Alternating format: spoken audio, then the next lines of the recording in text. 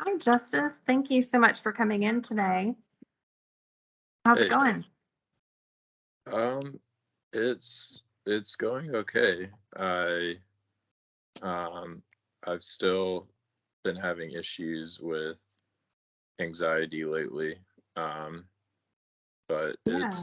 it's going. Okay.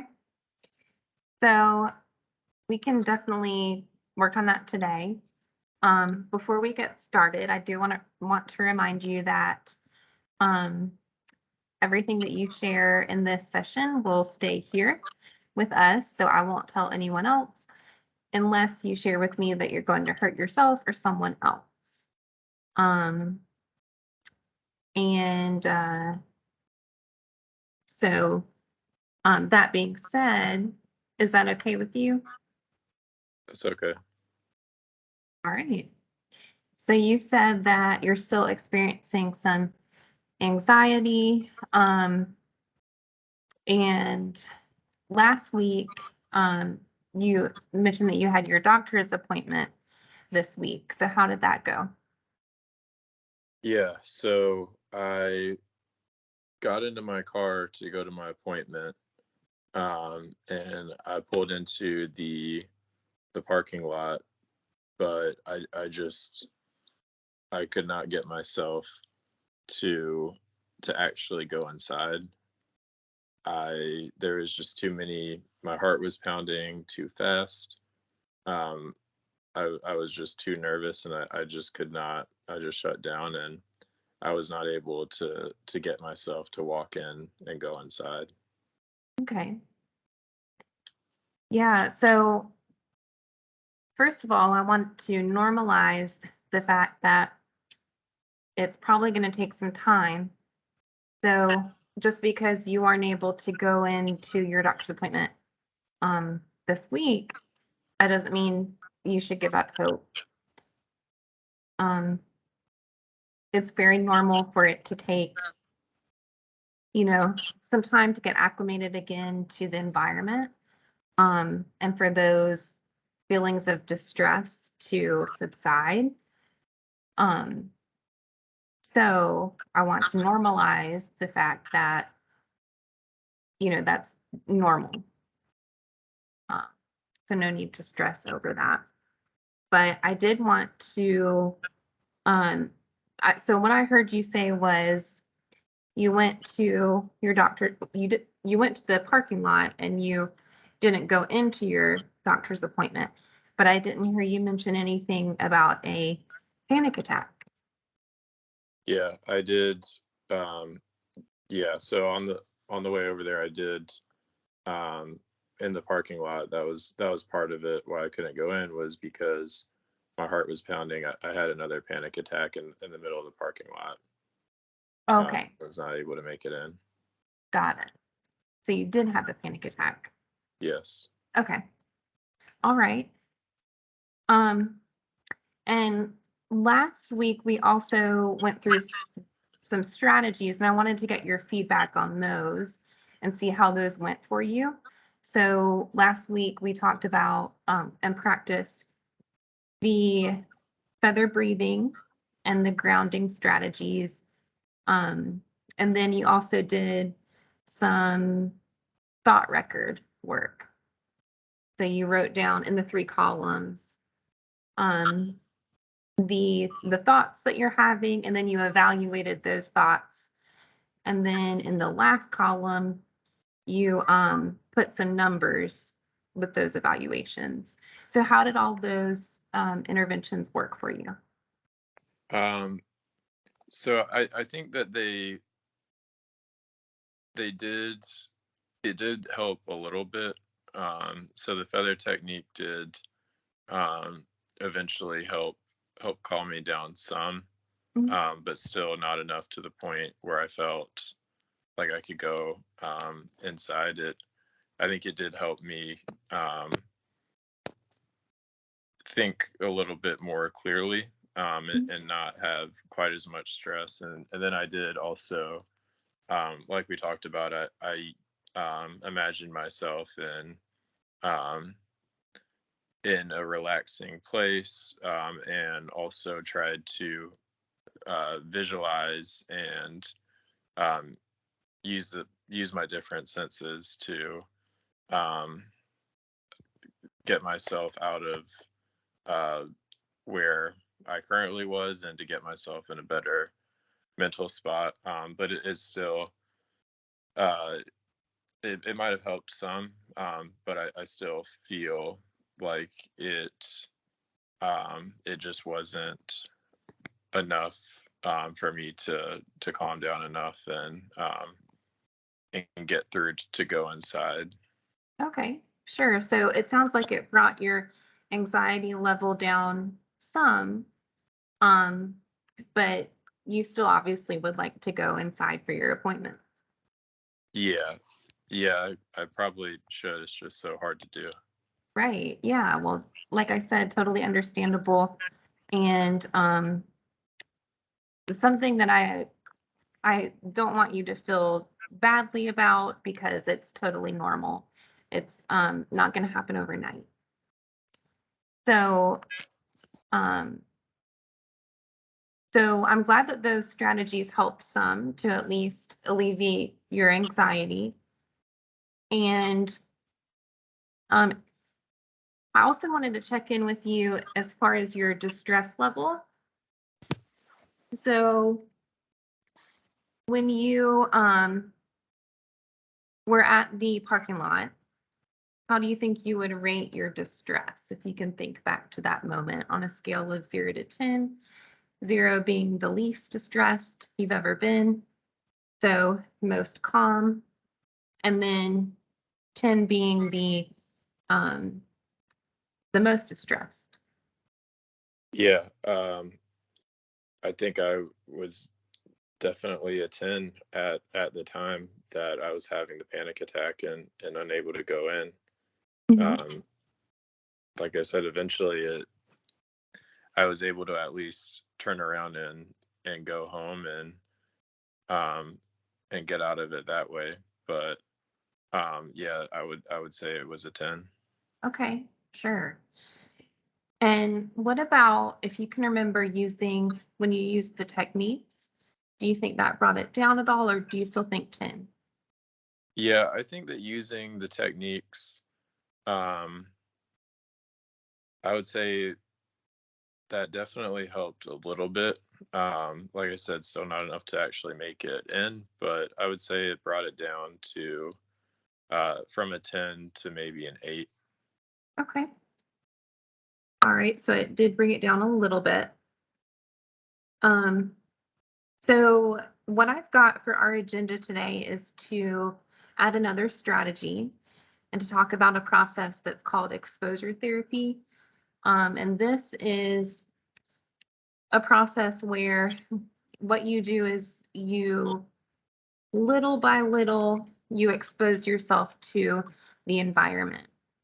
Um, and I also wanted to see if it would be okay with you to add another breathing technique to the agenda. I wanted to ask if there's anything else that you think we should add. Um, no, I think that sounds good. Okay. So with exposure therapy, um, what we're gonna try to do together is think about it like a staircase. So every step you take is going to be a little bit more challenging until you get to the top of the staircase. And that's when you do the most challenging thing. And ultimately, that's going to be going to your appointment, right? So, um, so we're going to think about a series of different things that you can do that are not as stressful as going to your appointment, but are leading up to that level of distress. And so if we can start small and be successful at the bottom of the staircase, then we can build and build and build until we get to the more challenging steps or the more challenging levels. So, um, what I'd like to suggest is maybe let's brainstorm some things that you can expose yourself to over time that build upon each other. So that get more challenging and more challenging and more challenging, because we're going to make sure that you're successful. And then we keep on building onto that. So for example, some people like to just drive to the hospital. You don't have to go inside, but maybe you drive to the hospital with a friend or a family member. Other things you could do is, once you've been successful at that, you could try walking up to the door of the hospital. And once you've been successful with that, maybe going inside. And I know there's a Starbucks inside the hospital. So let's brainstorm some experiences that you can have. And if you can make them positive, like, once you are inside the hospital, you're going to go to a Starbucks, you're going to get your favorite coffee, and then you're going to leave. So, like I said, it's building up to eventually you'll be going to your appointment. So I want you to think about it and think about some of the things that you would feel comfortable with doing first. Yeah, I think it might help based on what you were saying. It may help if I got my wife to take me to my appointment so that on the way over there, um, and I could distract myself with my phone to maybe help ease my mind, while she's handling the driving. Yeah. And I do want to reiterate, so you're not actually going to your appointments during these exposure sessions, Hmm. but what you'll do throughout the week is maybe when's your next appointment, let me ask? It's next Wednesday. Next Wednesday. Okay. So what you'll do every day is you'll build up to that appointment. So like for the first day, like tomorrow, for example, you'll just drive to the hospital with your wife. Um, and you can play on your phone, and that'll be it. So you won't actually go into the hospital. You'll get to the parking deck and you'll turn around and go home. Okay. Um, Okay. yeah, I can definitely do that. And then I think even the next day after that, I know that there's a Chick-fil-A in the hospital. Mhm. So that would be a good reason to go back the Yeah, next sure. day. Perfect. All right. What else? I think the people at the front desk, once we're in the hospital, they're always really friendly to me. Mhm. So it might be a good idea to go up and just say hi to them. Love that idea.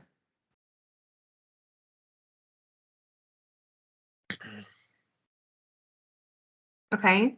So we've got, so if you're thinking about the staircase, step one is you're going to drive with your wife to the hospital and just drive back home. Step two is you'll go into the hospital and you'll get Chick-fil-A. Step three is you'll go into the hospital and you'll have a conversation with the people at the front desk. What else? Yeah. Let's maybe think of 5 that you could do. Okay. Um, I think after that, another good one would be, I know that they're really busy, but maybe I could see if the one of my main nurses is around and say hi to her as well, back Yeah. towards where the Yeah. doctor is at. Mhm. So I've got step 4, visit favorite nurse. Or maybe if she's not there, is there someone else you could visit? Yeah, I have. Um, there's a few patients I think that are within near where the nurse is at that I wouldn't mind going to say hi to them. Yeah, okay. So either your favorite nurse or um, some friends who are currently in the hospital, Right. right? Okay. What about step 5? Um, I I think for step 5, um, maybe I've seen an emotional support dog or a therapy dog at the hospital before. Um, I Mhm. wanted to go up to it, but never have. So maybe if I can find where that dog is at, I'll go visit it. Yeah, that's a great idea. Um, and I have a contact for you. His name is Ben Curdy, and I can send you his email address so that he can get you set up with that. Okay, that'd be great. So I think this is an excellent list of things that you can try to ease yourself into feeling more comfortable just going into the hospital. What do you think? Yeah, I think so. I agree. It makes it not not as sudden Okay. as just showing up on the day of the appointment. Yeah. And I want to reiterate too, if you get stuck on one, you can always go back to the previous step and do that one again until you feel comfortable again. And you may need to modify, if you're not feeling up to going into the hospital and going to see your friends who are in the hospital, because maybe that triggers some memories for you. Mhm. Um, maybe bring that back a step and go to Chick-fil-A again or go to Starbucks or hang out at the front desk. So take it back a little bit until you feel more comfortable going with the next step. Yeah. Okay. Okay. Um, and so the other thing on our agenda was the breathing strategy. So this is something you can do while you're taking those steps. So like we did a couple of strategies last week where um, you would mostly use those privately, like in your car before you go into the hospital. But this can be done anytime, especially when you're wearing your mask. No one's able to tell that you're doing this breathing technique. So it's called 3-6-3 breathing. And basically, what you do, and you can do it with me, is you inhale for 3 seconds, then exhale for 3 seconds, and you do that 3 times. Okay. And like I said, no one has to know that you're doing it, especially if you have a mask on. So if you do feel yourself getting anxious when you're in the hospital, that's something that you can use. Okay. Yeah, I'll keep that in mind, and I think that might be helpful. I'll Okay, let you know good. next week how that goes. Yeah, definitely. Um, all right. So this session, we talked about the steps that you'll take um, in order to reach your goal of going into the hospital. And we also talked about a new breathing technique, 3-6-3 breathing that you can use when you're in the hospital um, and you feel that, pressure in your chest and heart beating, um, sweating, that kind of thing. Okay. Okay. So I'd like to ask for your feedback. How did you think this session went? Um, and do you feel confident you'll be able to use these strategies? Yeah, I think it went well. I think these I think they're good ideas to um, like counter condition myself into easing into going to the doctor's appointments. And I do think that these steps will help, but it's always you know, you never know the day of. So I'll let you know next week how they end up going. Yeah, of course. And like I said, it's totally normal. It's not going to happen overnight. So don't beat yourself up if you do have to take a step back. Um, Especially since it you there's been a lot of time where you have kind of developed this anxiousness, and it just takes a while to reverse that, like he said. So I want to continue to encourage you, and you're doing great as far as using the techniques. Um, and I know that you're motivated to do well. And so yeah, I appreciate your meeting with me.